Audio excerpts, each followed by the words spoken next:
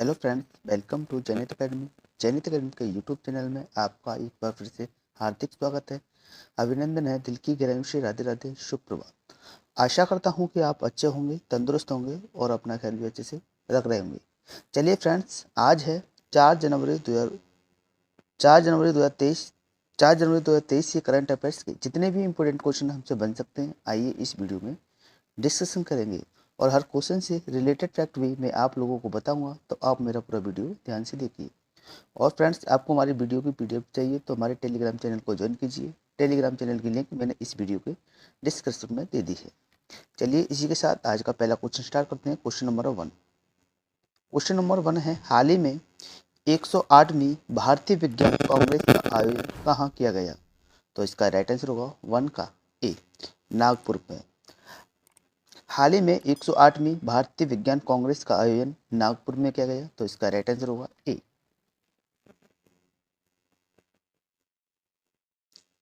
3 से 7 जनवरी 2023 तक राष्ट्रसंत तुकडोजी महाराज नागपुर विश्वविद्यालय में भारतीय विज्ञान कांग्रेस एसोसिएशन द्वारा 108वीं भारतीय राष्ट्र विज्ञान कांग्रेस का आयोजन किया जाएगा। 107वीं भारतीय विज्ञान कांग्रेस 2022 बेंगलोर में आयोजित की गई थी और 108वीं भारतीय विज्ञान कांग्रेस 2023 की theme science and technology for sustainable development with women empowerment है। इसी के साथ अगले क्वेश्चन को बढ़ेंगे। क्वेश्चन नंबर 2 है, हाल ही में लूला डा सिल्वा किस देश की तीसरी बार राष्ट्रपति चुने गए हैं? तो इसका राइट आंसर होगा 2 का बी, ब्राजील। हाल ही में लूला डा सिल्वा ब्राजील देश के तीसरी बार राष्ट्रपति चुने गए हैं, तो इसका राइट आंसर होगा वी। उन्होंने 1 जनवरी 2023 को 4 साल के कार्यकाल के लिए तीसरी बार राष्ट्रपति पद की शपथ ली। उन्होंने मौजूदा राष्ट्रपति जायर बोल्सोनारो को हराया। लूला एक ट्रेड यूनियनिस्ट है। गेराल्डो अल्कमिन के ब्राजील के उपराष्ट्रपति के रूप में शपथ ली। लूला ने इससे पहले 2003 से 2010 तक देश का नेतृत्व किया। इसी के साथ अगले क्वेश्चन को बढ़ेंगे। क्वेश्चन नंबर 3 है, हाल ही में एयर मार्शल पंकज मोहन ने भारतीय वायुसेना की किस कमान को संभाला है? तो इसका राइट आंसर होगा 3 का सी, पश्चिमी कमान को। हाल ही में एयर मार्शल पंकज मोहन ने भारतीय वायुसेना की पश्चिमी कमान को संभाल लिया है, तो इसका राइट आंसर होगा सी।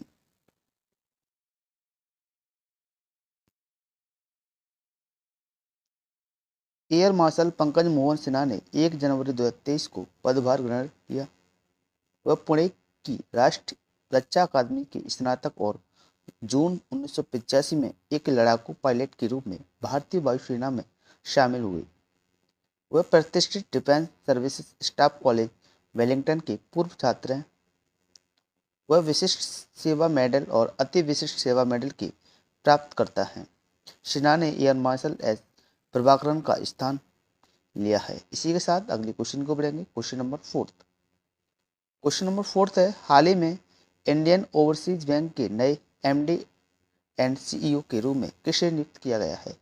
तो इसका राइट आंसर होगा 4 का वी, अजय कुमार श्रीवास्तव को हाल ही में इंडियन ओवरसीज बैंक के नए एमडी और सीईओ के रूप में नियुक्त किए गए हैं, तो इसका राइट आंसर होगा वी।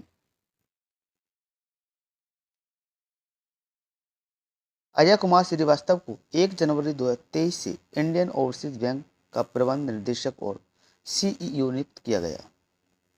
वे वर्तमान में बैंक में कार्यकारी निदेशक हैं। उन्होंने 1991 में इलाहाबाद बैंक के साथ एक परिवीक्षाधीन अधिकारी के रूप में अपने बैंकिंग करियर की शुरुआत की। इलाहाबाद बैंक में लगभग 27 वर्ष से सफलतापूर्वक कार्य करने के बाद उन्हें अक्टूबर 2017 में इंडियन ओवरसीज बैंक के कार्यकारी निदेशक के रूप में पदोन्नत किया गया। इसी के साथ अगले क्वेश्चन को बढ़ेंगे। क्वेश्चन नंबर 5 है, हाल ही में लंपी प्रो वैक्स नामक पशुओं की वैक्सीन बनाने के लिए आईवीबीपी और किसके बीच समझौता हुआ है? तो इसका राइट आंसर होगा 5 का ए, केंद्र सरकार के साथ। हाल ही में लंपी प्रोवैक्स नामक पशुओं की वैक्सीन बनाने के लिए आईबीबीपी और इसके केंद्र सरकार के बीच समझौता हुआ है, तो इसका राइट आंसर होगा ए। पशुओं में होने वाले गांठदार त्वचा रोग से उन्हें बचाने के लिए केंद्र सरकार लंपी प्रोवैक्स नामक वैक्सीन के व्यावसायिक उत्पादन के लिए पशु चिकित्सा जैविक उत्पाद संस्थान आईवीबीपी के साथ एक समझौता किया है। यह vaccine National Centre for Veterinary Type Culture और ICAR National Research Centre on Equine and ICAR Indian Veterinary Research Institute द्वारा विकसित की गई थी। वैक्सीन करीब 1 साल तक सुरक्षा प्रदान करती है। इसी के साथ अगले क्वेश्चन को बढ़ेंगे। क्वेश्चन नंबर 6 है, हाल ही में कोरेगांव भीमा की लड़ाई की कितनी वर्षगांठ बनाई गई? तो इसका राइट आंसर होगा 6 का सी, 205वीं।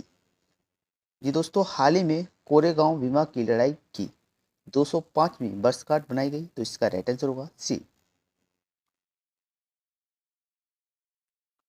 भीमा कोरेगांव की लड़ाई 1 जनवरी 1818 को पेशवा बाजीराव द्वितीय और ईस्ट इंडिया कंपनी के कप्तान एफ.एस. स्टॉन्टन के नेतृत्व में ब्रिटिश सेना के बीच लड़ी गई थी। यह लड़ाई तीसरे एंग्लो मराठा युद्ध का एक हिस्सा थी, जिसमें ब्रिटिश सेना में बड़े पैमाने पर महार लोग शामिल थे, जो महाराष्ट्र में दलित उपजातियों में सबसे अधिक आबादी वाले लोग हैं। दलित बहुल ब्रिटिश सेना ने पेशवा सेना को हरा दिया था। इसी के साथ अगले क्वेश्चन को बढ़ेंगे। क्वेश्चन नंबर 7 है, हाल ही में किस देश द्वारा ईयू की सामान्य मुद्रा यूरो को अपनाया और शेंगन क्षेत्र में शामिल हुआ? तो इसका राइट आंसर होगा 7 का सी, क्रोएशिया। हाल ही में क्रोएशिया देश द्वारा ईयू की सामान्य मुद्रा यूरो को अपनाया गया और शेंगन क्षेत्र में शामिल हुआ, तो इसका राइट आंसर होगा सी। क्रोएशिया ने यूरोपीय संघ ईयू की सामान्य मुद्रा यूरो को अपनाया और 1 जनवरी 2023 को यूरोप के वीजा मुक्त यात्रा क्षेत्र शेंगन क्षेत्र में शामिल हो गया। इसके साथ ही क्रोएशिया ईयू का पूर्ण रूप से एकीकृत सदस्य बन गया। यह 2013 में ईयू में शामिल हुआ था। शेंगन क्षेत्र एक ऐसा क्षेत्र है जहां 27 यूरोपीय देश ने लोगों की मुक्त और अप्रबंधित आवाजाही के लिए अपनी आंतरिक सीमाओं को समाप्त कर दिया। इसी के साथ अगले क्वेश्चन को बढ़ेंगे। क्वेश्चन नंबर 8, हाल ही में सत्येंद्र नाथ बोस की 129वीं जयंती कब मनाई गई? तो इसका राइट आंसर होगा 8 का वी। 1 जनवरी को हाल ही में सत्येंद्र नाथ बोस की 129वीं जयंती बनाई गई, तो इसका राइट आंसर होगा वी। बोस का जन्म 1 जनवरी 1894 को कोलकाता में हुआ था। बोस ने प्रेसिडेंसी कॉलेज में विज्ञान स्नातक की डिग्री प्राप्त की और बाद में 1915 में मिश्रित गणित में एमएससी की। बोस ने आइंस्टीन के साथ काम करते हुए बोस आइंस्टीन सांख्यिकी का विकास किया। उन्हें ढाका विश्वविद्यालय में भौतिकी में रीडर के पद पर नियुक्त किया गया। बोस को 1954 में पद्म विभूषण से सम्मानित किया गया। इसी के साथ अगले क्वेश्चन को बढ़ेंगे। क्वेश्चन नंबर 9 है, हाल ही में रेलवे ने किस वर्ष तक शुद्ध शून्य कार्बन उत्सर्जन हासिल करने की योजना बनाई है? तो इसका राइट आंसर होगा 9 का ए, 2030 तक।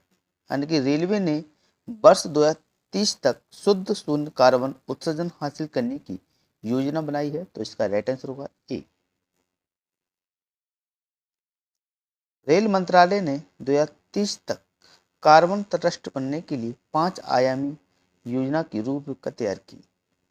योजना का उद्देश्य कुशल संचालन के माध्यम से ऊर्जा की खपत को कम करना और नवीकरणीय ऊर्जा के उपयोग को बढ़ाना है।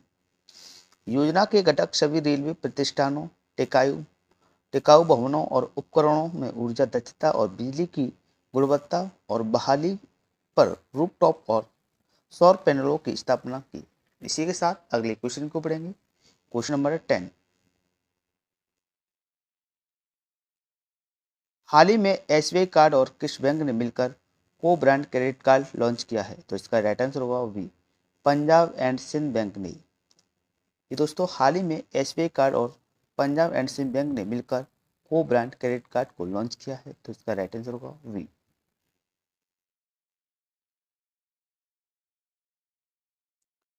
सार्वजनिक क्षेत्र के bank Punjab and Sind bank ने पीएसबी ने बैंक के ग्राहकों के लिए को ब्रांड क्रेडिट कार्ड लॉन्च करने के लिए एसबीआई कार्ड के साथ साझेदारी की। पीएसबी ने इस सहयोग के परिणामस्वरूप अपने पोर्टफोलियो में एक नए उत्पाद खंड के रूप में क्रेडिट कार्ड बाजार में भी प्रवेश किया। दोनों साझेदारों द्वारा 3 credit variant PSB SBI card elite, PSB SBI card prime और PSB sibling SBI card launch किए गए। इसी के साथ अगले क्वेश्चन को बढ़ेंगे, क्वेश्चन नंबर 11। क्वेश्चन नंबर 11 है, हाल ही में कौस्तुभ चटर्जी बने भारत के कितनेवें ग्रैंड मास्टर बने हैं? तो इसका राइट आंसर होगा सी, 78वें। हाल ही में कौस्तुभ चटर्जी भारत के 78वें ग्रैंड मास्टर बने हैं, तो इसका राइट आंसर होगा सी।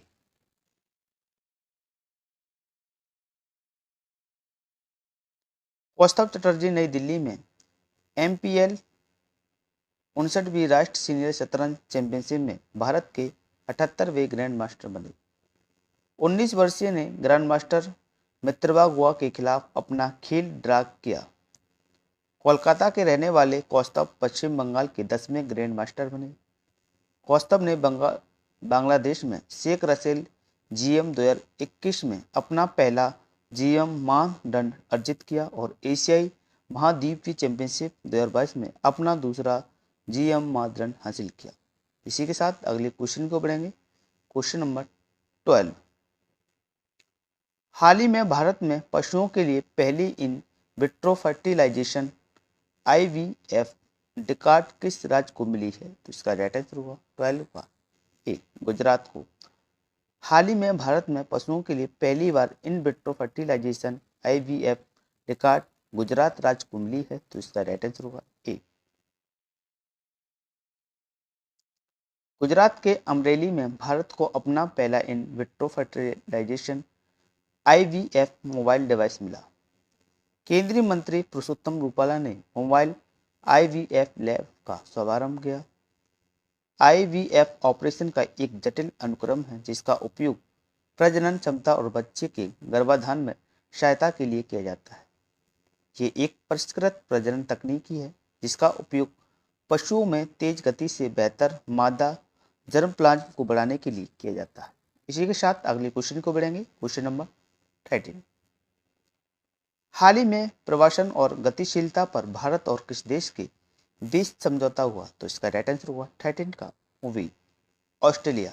जी दोस्तों, हाल ही में प्रवासन और गतिशीलता पर भारत और ऑस्ट्रेलिया के बीच समझौता हुआ, तो इसका राइट आंसर होगा वी।